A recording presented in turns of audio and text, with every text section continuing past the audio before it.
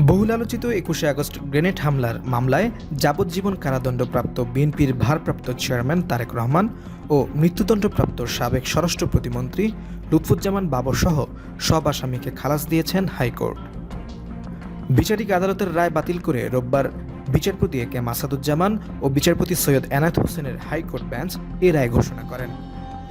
এর আগে ৪ দিন আপিলের উপর শুনানি হয়। শুনানি শেষে রায়ের জন্য আজকের দিন ধার্য ছিল।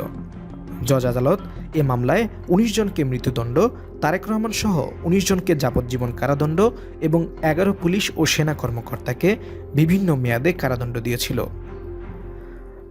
রায়ে আদালত বলেছেন, ২১শে আগস্ট গ্রেনেড হামলা মামলার বিচার ছিল অবৈধ, আইনে এটা টিকে না।